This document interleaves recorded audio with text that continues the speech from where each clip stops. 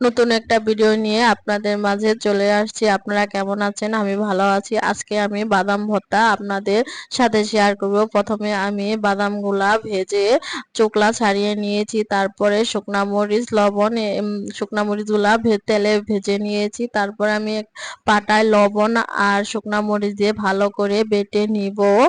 আমার শুকনা মরিচটা বাটা শেষ। এখন আমি দিয়ে দিব বাদামগুলো ভালো করে বেটে বাটাটা বাদামগুলো বাটা আমার শেষ। এখন আমি একটা পেঁয়াজটা আপনারা আগেই দেখেছি, পেঁয়াজটা আমি এখন ভালো করে থেতো করে নিব। তারপরে আস্তে আস্তে বেটে দিব। পেঁয়াজটা কিন্তু বেশি মিক্স করা যাবে না, তাহলে ভালো লাগবে না। পেঁয়াজটা একটু আস্তে আস্তে থাকলেই বেশি ভালো লাগে এই বাদাম ভর্তাটা। আমার বাদাম ভর্তাটা কিন্তু প্রায় কমপ্লিট হয়ে গেছে। দেখেন কি সুন্দর।